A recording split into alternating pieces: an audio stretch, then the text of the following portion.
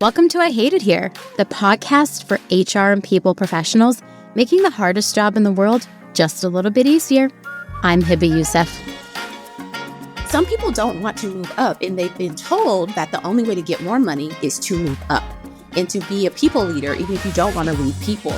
And so this is why it's so important to have these tracks where you're you can be an individual contributor and become quote unquote an expert, or you can become people leader, so that people are not leaders who don't want to be. I have flat out had people tell me, I never wanted to be a leader. This was the only way for me to get more money. So if you set it up that way, that's the only way that people feel like they can grow. So it's set up to be you must move up instead of you must actually grow professionally. Because sometimes moving up, you're getting more responsibility, but sometimes you're getting more money, and that's a different story. Welcome to another episode of the I Hate It Here podcast, season 4 kickoff. Here we go. I think it's season 4. I'm pretty hyped for my guest today, because we're going to talk about something that is near and dear to my heart. It's all about quitting today, because it's a tale as old as time. An employee gets tired of an employer's shit and says, F it, I'm out, and quits. And with more Gen Z entering the workplace, that timeline is quite condensed. So the average time in role is decreasing. I think in the past, everyone would say millennials only stayed places 2 years. Now I'm seeing Gen Z folks say that they would quit a job in as soon as 6 months. So today I'm bringing back my really good friend and fellow self-proclaimed quit queen, Jessica Winder, to talk about why employees quit and what HR can do about it. Jessica, welcome. Hello. I'm so happy to be back as the unofficial co-host, which I have myself. What's up, quit queen? My unofficial co-host, she is back. At least once a season, you get an episode of me and Jessica. So far, nobody has canceled us. So we will be here at least once a season. Our day's coming. I live for it. My favorite thing recently is that you were on Reddit. People were screenshotting your posts. Listen, go look at the Reddit. They came for me. They always come for me. But I don't mind it. I actually enjoy it. Subreddit LinkedIn Lunatics. It's really my new favorite subreddit. Literally, if you haven't been on there, have you really even made it? So your day's coming, Hebba. I have not. I was like, wait a minute. I'm not even on this. They haven't put me on here. I'd be saying some crazy shit too. Okay. But I loved the post. I loved the post that you posted because they put her on LinkedIn Lunatics, y'all, for saying HR is not your friend. Yes. Okay. That it literally went viral. The post went viral, and it's not anything new. I was like, everybody else can say HR is not your friend, but an HR person says HR is not your friend, and suddenly you're a lunatic? Yeah. Suddenly I'm the worst person in the world. People were like, I can't, this is why I would never want to work for her. And I'm like, no, you would want to work for me because I know I'm not your friend and I'm not going to act like it. I'm not going to gaslight you. Why do you want to be gaslit? I'm not going to lie to your face and then turn around and in quiet meetings try to fire you. Yeah. Wouldn't you rather somebody be transparent and honest? But no, it broke the internet. It went viral. Literally, it's all over the place because I said I'm not your friend. And if y'all really need friends, at this point, I'll be your friend. Look it up. Okay, Jessica, for those people listening that don't know you, which here in for a real treat, tell them a little bit about yourself. Yeah, so I founded Hidden Gem Career Coaching. I've been in HR for 13, 14 years now. At this point, I can count. I wrote a book called The Hidden Gem Within that is a journal that helps you look at what you've done well and what you could do differently and how you want to navigate your career. So I'm a little bit of everything. I've now decided I'm going to be a keynote speaker. So that's the newest thing that I'm working on. I want to be like Hebba when I grow up. So yeah. Mm-hmm. I want to be like you when I grow up. So it goes both ways. We both can be each other when we grow up. It would be fun for me, honestly. Yeah, honestly. I love your career journal. I literally am looking at it right now because it sits in my eye line as inspiration for me to someday achieve all my dreams and publish something. We will. And I also gift it to a lot of my friends. My friends are like, I don't know what I want to do next in my career. I'm like, hey, I can't help you. Yeah. But you know what can? This book.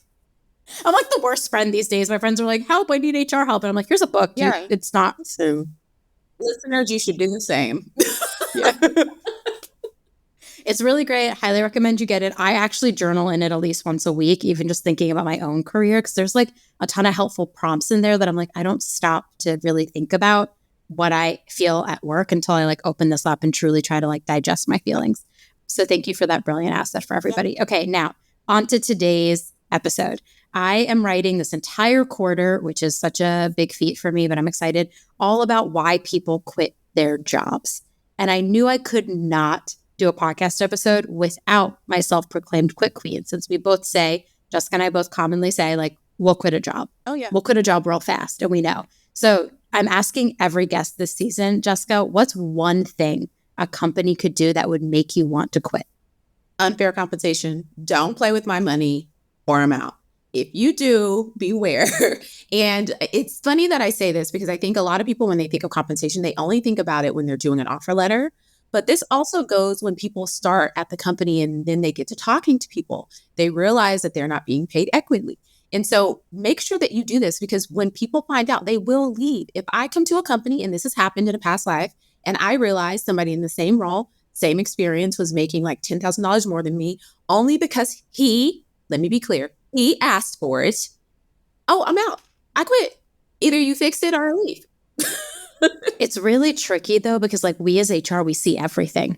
So like if you're paying HR people unfairly, then that's just a bad. There's no, yeah. And that was the justification, is that he asked for it, he negotiated. So then, quote unquote, then he deserves more money. And this is why I'm very adamant about, I respect companies that say that they don't negotiate. Like this has also happened to me where, at women's conferences, it's literally like, you must negotiate. So a lot of women just negotiate just to be negotiating. And I've done that before. Like, I'm happy with it, but I'm going to just ask anyway, because why not? And they're like, we don't negotiate. And I respect that. I would rather you say that to me because I didn't ask than I don't receive.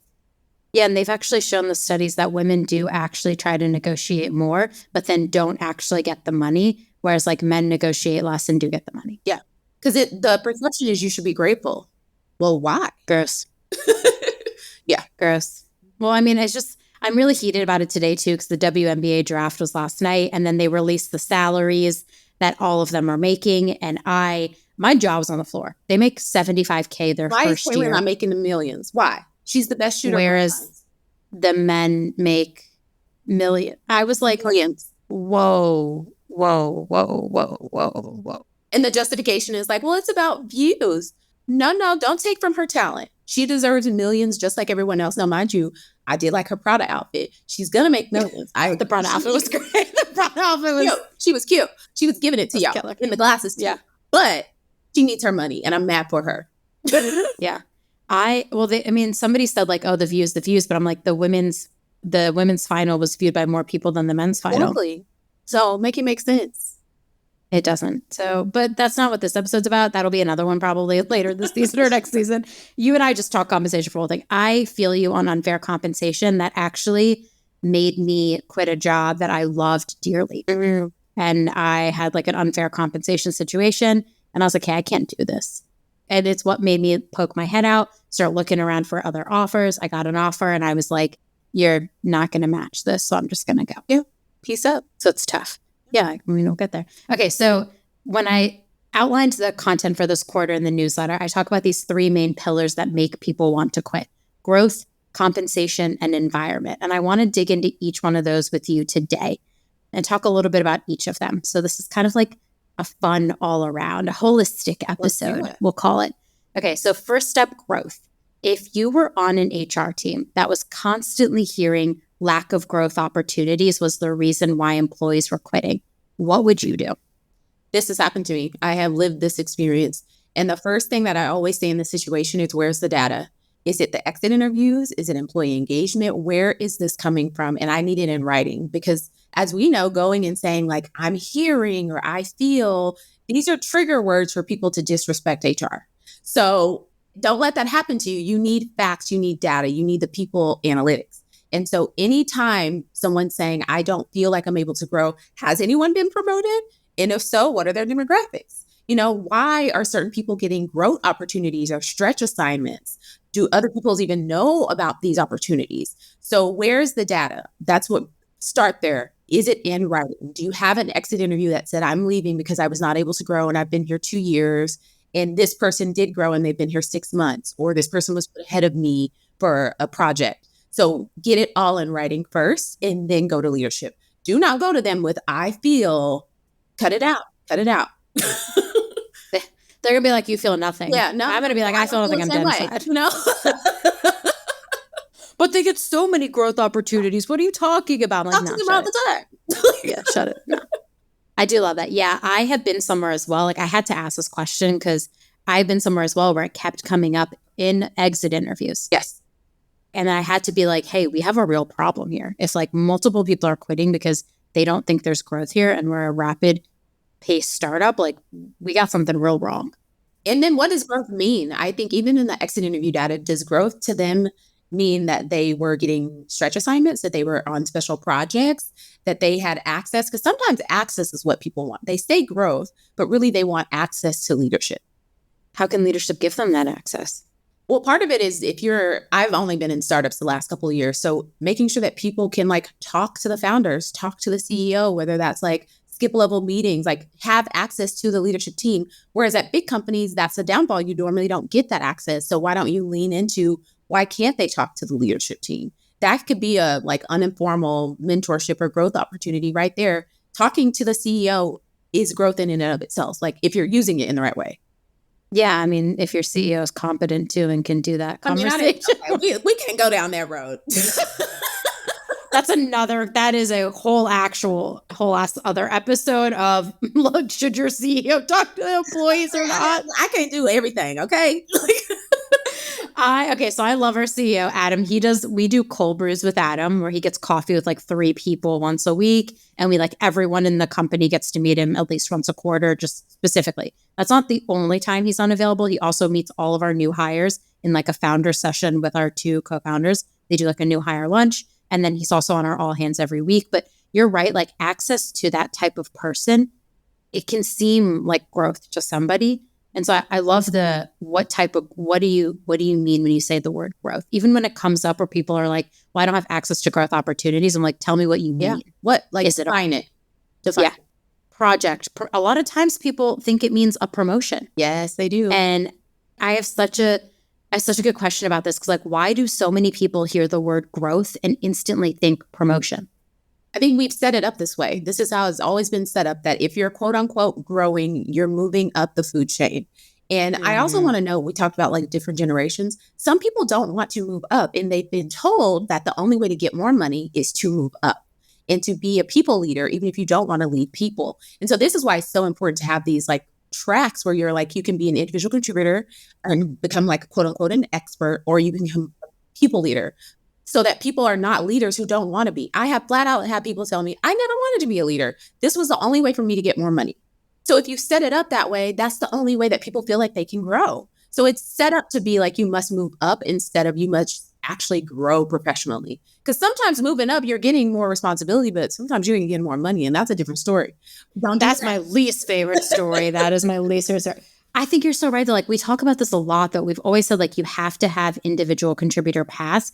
I get so sad when I see companies that are like the only way to get a promotion here is to be a manager. What? I'm like, why? Managers are doing so much harm to people all day long. What they said, remember that stat I could not let go of, that your manager has more of an impact on your mental health than your partner? Yeah. Why would you put someone in the position to impact your employees in such a way that could literally make them want to quit and leave your company? And they just don't want to be a manager. They just want more money. Then make them an expert. Like let them become an expert in their field. Why not? But yeah, that's why people think growth. They think promotion because that's all they've ever known. They don't know about other possibilities. What have you done when you have somebody who's like, I don't want to be a manager? Mm-hmm. Yeah. First I of all, just want more money. Congratulations. Well done. You're going to be so much happier, actually. Hey, you know what? Let your therapist know that you have made the right decision, because my therapist would be like, girl, like your life would be way different. Your anxiety level would go down. So first of all, congratulations on being true to who you are, because a lot of people can't do that. Second of all, I would say, what is it that you want? What would growth look like? So if you're an engineer, is it becoming more competent at being an engineer? Is it different forms of engineering? HR, I would say the same thing. Do you want to learn about talent? Do you want to learn about benefits? You want to learn like all these other avenues. What is it you want to learn about, and what would growth look like to you? Because for some people, they want to take classes. Other people, they want to go to conferences. They just want to make sure their network is growing. So you don't have to become a leader, quote unquote, a people leader. You can still do other things. So just writing it out for them, even just having a plan. At my last employer, we did individual success plans where you told your leader, this is what success would look like for me over the next 12 months. And that is how you move forward. And if that meant you wanted to be promoted or you wanted opportunities, that's something different than saying, I want to stay in this role. There's tons of TikTok videos about I don't want to be promoted. Or when I do performance reviews, I'm okay with staying the same. That is okay. That is okay. Everybody don't want growth. Those are my favorite, honestly. Those are my favorite. I'm like, you don't want to grow, you know? I'm just okay being, was like mediocre. Like there was like something else. Someone was like, I don't need to be accepted. And that's okay. Basic is fine. Yeah. Yeah. I do like the individual success plans because I've heard the word individual development plans where people are like, ooh, we got to pip them and get them out. I like this concept of individual success plans. I've actually never used them, but it puts a lot of then the driving on the employee themselves to say, here's how I want to grow. Yeah. How do you handle like employees who don't actually know how to grow? Like what advice did you give them when they were thinking through these things? That absolutely comes up because the way that it's set up is the individual says, this is what I want. And then the manager will say, this is how I'll help you. So they take part of the ownership, but they're not the owner. Like the document is owned by the employee. And the way we did it is people got it at their 90-day mark. So when they started with the company, they had their onboarding period. And then at 90 days, they had a success plan for the next 12 months. What would success look like in the role? And then if they wanted to grow, what would that look like? And then the leader said, this is how I'm going to help you. Part of it is the leader saying this is what it could look like because, for junior employees, maybe they don't know what the next step is. So even telling them this is why you need succession planning, what would the next step look like? And what is the timeline? That is important. Don't think you're getting promoted in 6 months, depending on the role. Don't, depending on the leader, make that clear. Don't set people up to be like, I've worked so hard. I'm doing all these things. And I thought that this was the expectation, but it's not. So put it in writing and make it clear. Because a lot of managers don't want to put it in writing because then they're being held accountable for it. So we held leaders accountable. You said you were going to do this for this person. You didn't do it. So don't say that they're underperforming. You didn't help them. I love that. Wait, I actually like that as a mechanism for accountability on both ends and a way to really foster like a growth environment. Because I think about this a lot, like a growth environment, one where people are learning, they're curious. It's like, I think one of the best environments to exist in. But it's sometimes hard to figure out, like, how do you help people grow? Because I think a lot of people come to me as HR and they're like, well, how do you think I should grow? Yeah. And a lot of times I'm like, I mean, I can build a leveling map like the best of them, right? Like I can build a competency map, but like I can't tell you what's in your heart and soul and what you want to do. And so I like this idea of like using a success plan to say, what do you actually want out of it? And tell your manager, and so your manager can help you. And it's fluid, so you can change your mind. That's another thing. You could say one day you wanted to be, and we told people this, if you said you wanted to be a manager and at any time you say, you know what, I'm out, I don't want to do this anymore, let us know. Do not make your team suffer. We can switch you to an expert track. You will be better off. You will be happier. You can get out of this. So when you tell people like you must pick a track and you must stay the course, you're setting them up because what if they change their mind? What are some other things that people can do to foster like this environment for growth? I love this individual success plan, but like anything else you've used that has like really helped foster an environment for growth so people don't quit and use growth as the example? Letting people know about opportunities. So just how we should have transparency when it comes to compensation, we should have transparency when it comes to opportunities.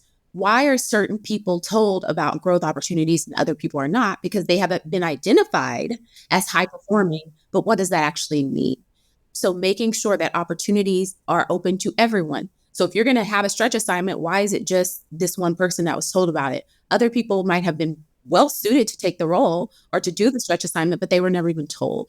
So opportunity transparency is also very important because that creates a feeling of trust that you're going to tell me when opportunities arise versus, oh, this person has just got a stretch assignment for no reason other than their manager likes them. And a lot of it does come down to, does your manager like you? I feel like a lot of growth comes down to, does my manager like me and do I work the same way they work? Because if I do, then they will advocate for me to get promoted because they're promoted, right? So opportunities, putting them out there for everyone to see what the opportunities are so that they can put their name forward. Why not? The other thing about opportunity is really interesting because they were saying with pay transparency, some of the laws also have written in like opportunity transparency, where it's like you have to tell employees about the next step. Like if they ask you, you have to tell them. And so I just think from like a growth perspective, if you're an HR person listening to this and you're like, oh my God, what do I do? Like having an outlined guide of like where all your employees currently are and what the next step looks like, either title wise or responsibility wise, is super important. But then I come back to this just for like people want promotions like every 6 months. What if there's not a next step? Okay. This is where we get into it. There must be a business need. You could be the best employee, but if there is no business need for you to move to the next step or for this role to be open, then it's not going to be open. And I think we missed that. A lot of people missed that. Like, I should have been promoted. I've been here 2 years, but the company doesn't need that role yet. So that means you need to look elsewhere. And also that should be transparent too, that like, hey, in the next year, you're going to be ready for this, but we do not have this role. That happened to me in the beginning of my career. I had a great mentor. I worked for her for 3 years. She said, you are ready to be a manager, but it's not going to be here because we don't have that role. So the way that it was, the HR team was set up was that she was the HR director and she had business partners, but there was no reason, there wasn't a need for there to be a manager in between. So she said, if you want to move up, I understand, but it won't be here. And I, to this day, respect her. That was 10 years ago. That's a good manager. Yeah. Why would we, I think lying to someone about a growth opportunity, like, oh, you can totally get this promotion is like the worst thing a manager can ever do. I literally tell my managers, you are to promise nothing because I can get by on us not having something for them. What I can't get by on is you promising that there's something and then there actually being nothing. Like, I can't manage that. That disappointment is going to breed resentment and they're going to eventually leave. Yes. I would rather you just tell them like, I don't know what's next. And we can work through like how they learn skills, what projects you give them. And maybe that promotion is never there. And we'd be honest if we know it's never going to be but there. If there's not a business need, there's not a business need. So when she told me this, it wasn't news to me. I knew like, okay, that doesn't make sense. Why would they make me a manager? And so within 6 months, I left. But she knew I was looking, like it was part of the process. We were both open. But a lot of people feel they can't do that because, oh, well, then they're going to leave. They're going to leave anyway, and they're going to leave resentful. Oh, yeah. Well, that brings me to my next point of why people leave: compensation. Oh, yeah. Because I feel like we have some juicy thoughts here. Money. Okay. I mean, I myself have quit a job for better money, but I have to ask, is quitting for better compensation always a good idea? It is not always a good idea. It is not. But it's a strong one. Okay, let me be clear. It's a strong indicator. Yeah. But it's not the only way. So it is absolutely not the only way. I have stayed with a company before knowing that I was not going to get more money, but that I was going to be set up to win in the long term because I got a better title. Now, hear me out. Okay. I knew I needed this. It was a VP title. I was like, if I get this VP title, it's going to set me up for the next round because I'm never telling the next company what they paid me here. We're going to base that off of what y'all are saying y'all need. So I just needed the title to then get to where I wanted to be. And I saw it that way. I saw it as a strategic move. Get me the title and then I can get more money down the road. So there was a rhyme and reason to it. And when I told people this, they're like, are you sure? And I'm like, no, get the title. That is always my advice. Get the title. And that opens doors for you that would not have been open before. And my next role was literally skyrocket compared to where I was there because I had that title as far as compensation went. So it's not always the way to do it. So think it through. I've had somebody tell me before, like, oh, stay with the devil that you know. No. New devils are okay. The devil. Too. It's all the devil. They're all devils, to be very clear, and we're just trying to win now. Get a new one, okay? Quitting from compensation, I like the thought of like, stay if you're going to get a title and it's going to better set you up in the future. Mm-hmm. When people quit for like 5 or 10K, it honestly like hurts my soul a little bit. And people don't think about like benefits, how much insurance costs. Yeah. And I'm not saying like don't quit for if you need more money to live your life. Life is expensive, right? And it's not getting any cheaper. If you need that 5 to 10K and you know it's going to make a difference in your life, then you should go ahead and quit the job for the compensation. But sometimes I don't actually think it better sets you up than staying and getting a better title, or you already have like the people who want you and who want to advocate for you. That I just find so interesting. And there's a way to look at it. So I will say I've had people come to me for career coaching before that did not realize they thought because the base number was higher that they were actually getting a raise, and they weren't. Once they looked it all out, when it came to, at this time, this person was going in an office. So when they thought of the distance, the parking, the benefits changed, like all of it, they actually took a cut, but the base was higher. But once they worked it all out. So make sure that you are actually going through every detail before you accept that offer to see, are you really getting a raise? Because this one was specifically about benefits. The previous company covered her dependents and the new company did not. And it was a significant difference. Oh my God. Yeah. Yeah.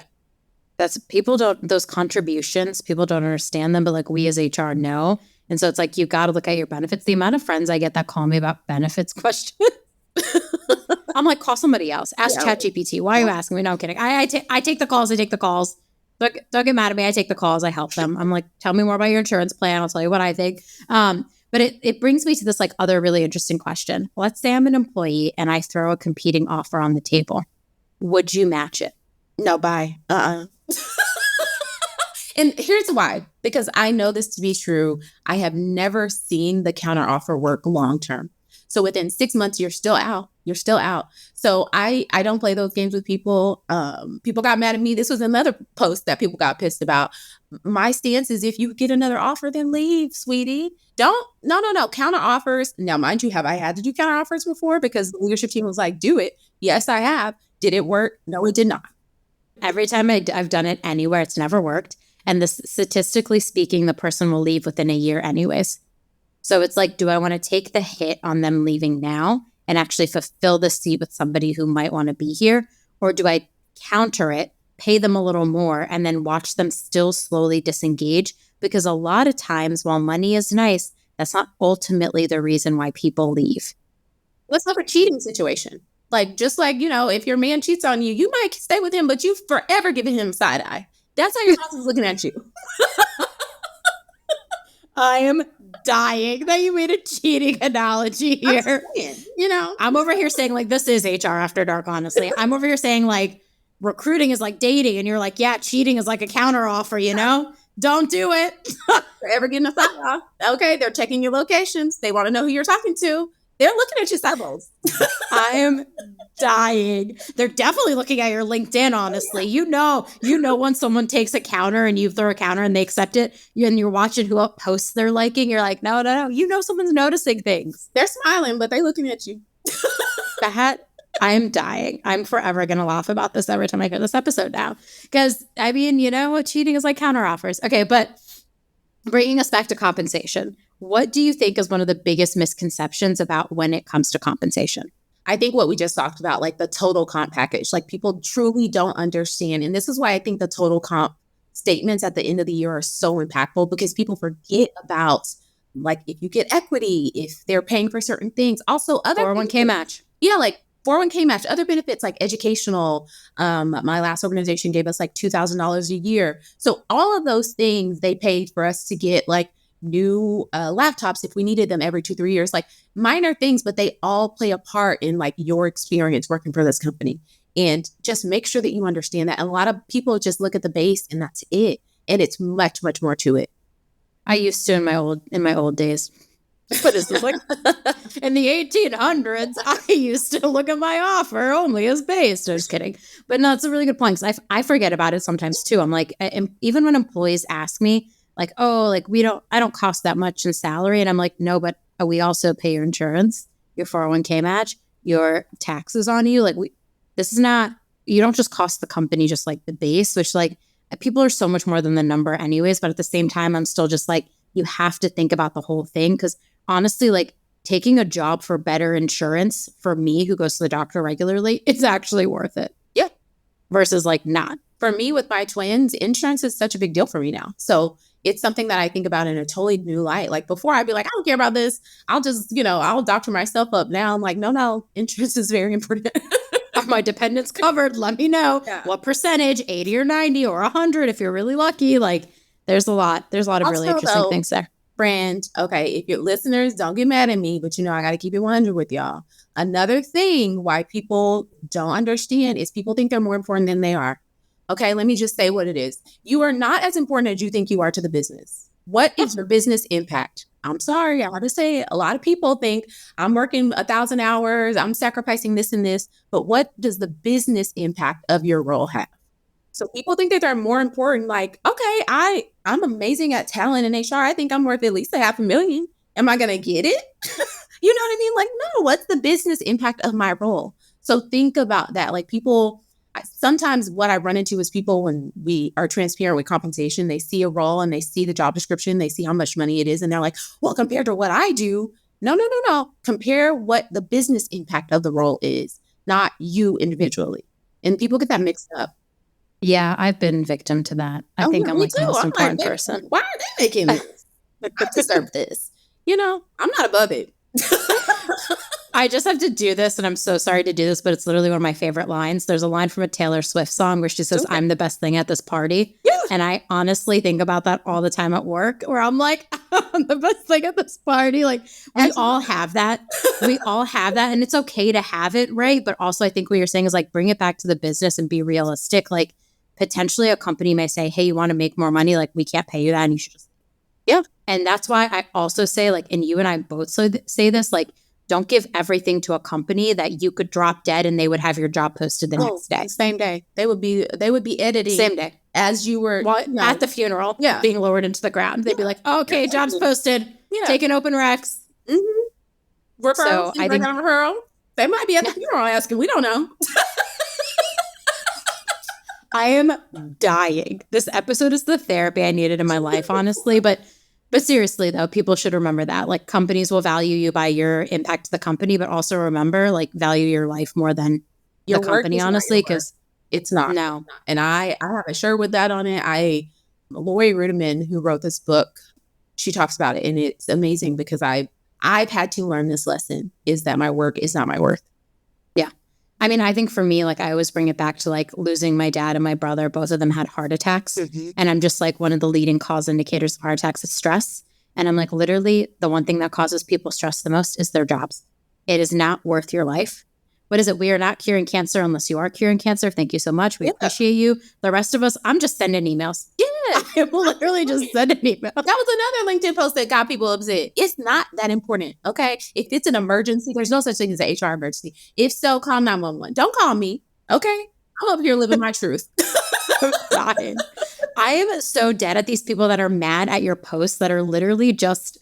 I don't understand them. I also, my post about the Kellogg's CEO who's like, eat cereal for dinner to save money. People were like, how dare you make fun of this man for doing good marketing for his company? And I'm literally like, cereal for dinner. Nobody said that. Y'all get a point. I literally said in the post, I love breakfast for dinner more than anyone else. I'd be trying to have breakfast for every meal if I could. But at the same time, it mind boggles me sometimes the things people get mad about on LinkedIn. Because I'm literally like, all we're doing is advocating for the person.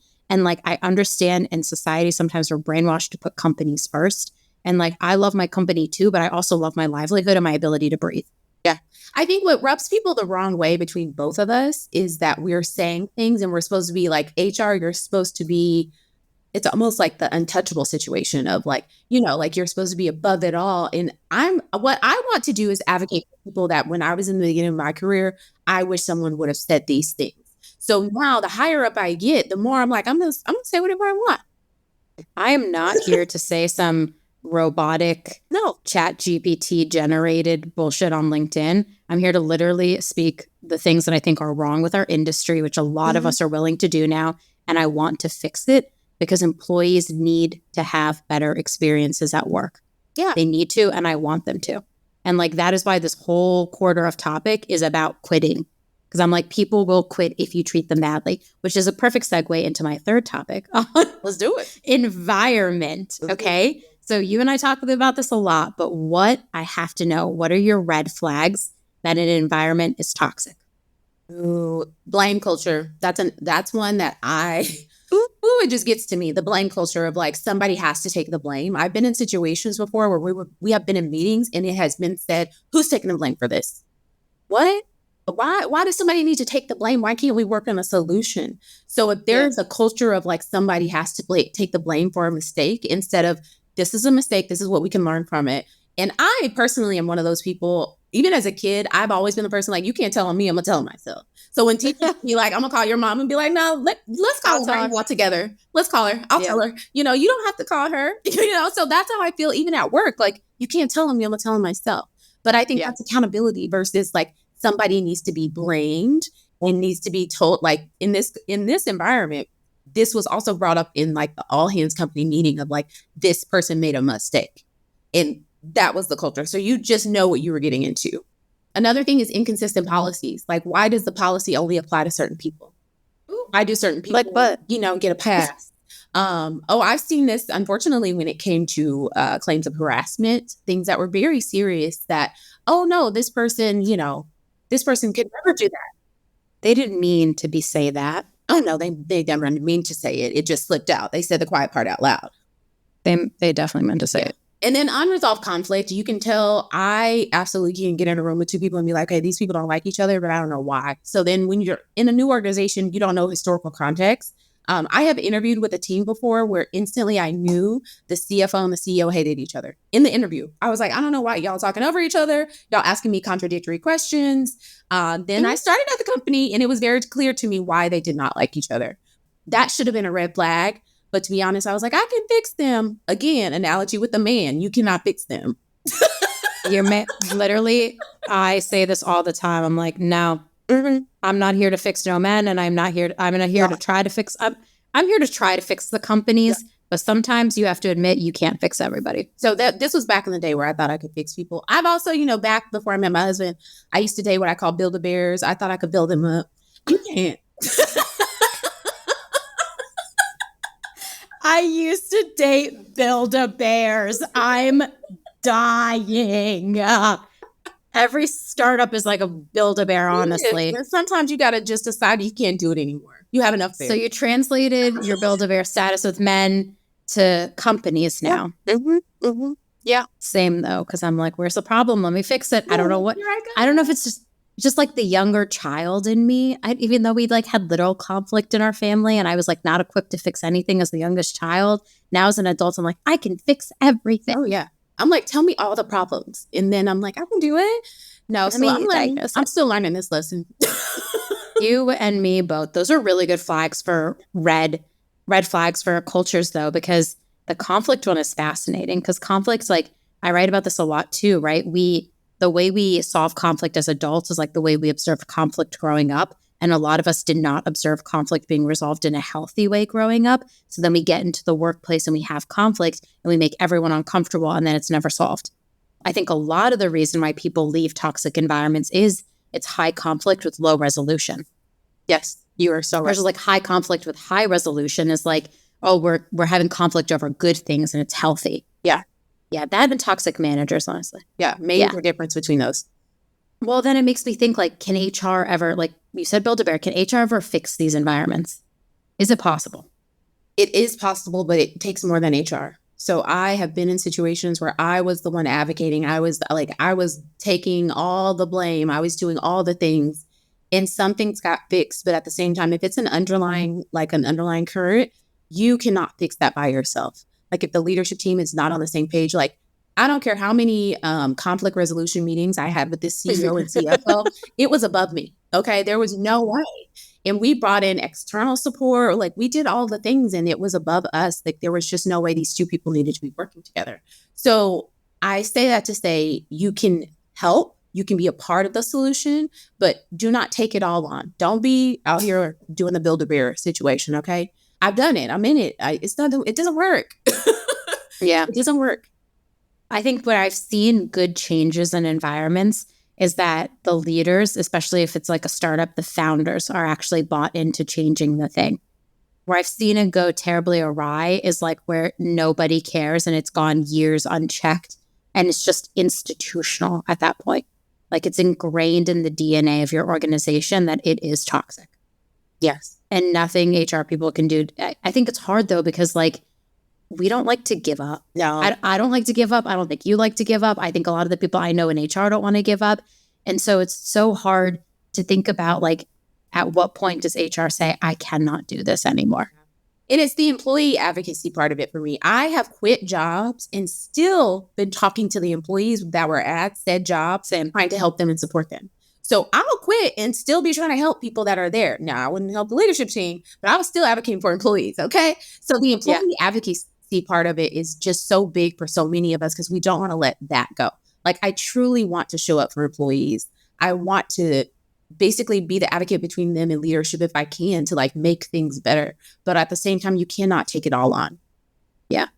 Oh, that's so true. I literally just got a LinkedIn DM from someone from 2 jobs ago that was like, hey, this thing happened. Can you help me? I'm like, whoa, hey. Yeah. What's up? I'm here still years later. People still remember me. Absolutely. Love to good work on them. But yeah, I think you're right. It is really hard for us when we're dealing with these environments. And that's also the hard part coming up that I'm going to be writing about is like, we are often seen as the responsible one for environment and culture. But I can't say this enough. It is everyone's job. And when people come to me and complain about cultural things, especially leaders or like a founder, I literally have to be like, hello, person, here's a mirror. Yeah. You need to look at yourself in the mirror first. Are any of those behaviors your behaviors? If the answer is yes, then you literally created this. Ownership. But it's like, it is really hard to get people to have that conversation. I feel like a lot of times we're like in such a, I don't know, like we're like in a conflict heavy job. I feel like I have to make people understand things about themselves that they probably don't want to reconcile. And that gets really hard. It becomes a hard part of this job where I feel like I'm constantly having to like help them learn the negative things about themselves in order to make the environment and the team better. You know, this reminds me, I was recently reading something where it talked about how training and development at work leads to people being better in their home life. And this is what it reminds me of, because it's like the flip side of that is the things that people are doing wrong in their personal lives normally also show at work. So just like I was just talking about myself, like I was out here, you know, thinking I could fix people. I was doing that same stuff in my personal life and my professional life. So it normally shows up both ways. Oh, that's such a good spot to end on. I really like that. Okay, well, I mean, maybe look at your personal life and figure out what behaviors are showing up there. We're not building any bears. Okay, I've been there, done that. I got a man now. Okay, I have an amazing husband now. He was not a Build-A-Bear. Shout out to Aaron. Also, yes. Shout out to Aaron. He's so great, y'all. I love him. I'd be liking all his posts on LinkedIn. I'd be hugging him when I see him in person. I'm like, Aaron, how are you? Oh my goodness. We've come a long way, okay? There is hope for all of us. Exactly. I love that. We can end on that note. Okay, so we talked a lot about, let's do a quick recap. We talked a lot about why people quit jobs from the lens of growth, compensation, and toxic environments. We covered so much. I think like your point coming back to like the exit interviews, really looking at like what people are saying can be really powerful. I think looking at how fast people are leaving is also a super powerful metric, and being able to understand the story and relying on facts versus going to your executive team with feelings, which like I have a lot of feelings. I'm a Pisces baby. So like I be having them a lot, but also I usually start with the facts and then I say, here's what I think is going on. Take the word feel out of it. The feelings are very context. So context, it adds color to everything, but start with the facts. Yes, I love that. Okay. So for people who love and adore you from listening to this episode and who aren't connected with you yet, how do they find you? Absolutely. Find me on LinkedIn. I post every day. I have a lot of feelings, like Hebba just said. Jessica D. Winder, or you can search for Hidden Gem Career Coaching. Or you can find her on LinkedIn. Oh, yeah. Or on Reddit, honey. On there getting dragged on the daily. If you have haters, you've made it. Oh, yeah. Yeah. Then I made it a long time ago. I am waiting to be on LinkedIn Lunatics. Here's me manifesting it. And you'll catch me next month on LinkedIn Lunatics. Okay, anyways, thank you so much, Jessica, for joining me today. You know it's always a pleasure. You are always welcome back on this podcast. At least once a season, there will be an episode of Jessica because she's the best. Maybe sometimes twice a season. We'll see. And thank you so much. And I hope none of your employees quit today. Thank you. Oh, also, I'm supposed to say, this is new this season. If you like this, and I hope you do, because I feel like I have a really good time recording this, you should leave a comment or like the podcast on Apple or Spotify or wherever you get your podcasts. I butchered that, but like, you know, there's a way where you can write a comment. Please write a nice one. And then tell me you love this podcast. Oh, yeah. If it's not, 5 stars, you're a hater. The end. Okay, everyone, this is great. Talk to you soon. Bye. Thanks for tuning in. Keep up with all the latest HR resources by subscribing on Apple, Spotify, Google, or wherever you listen. And if you love I Hate It Here, tell an HR friend. I'll see you next time.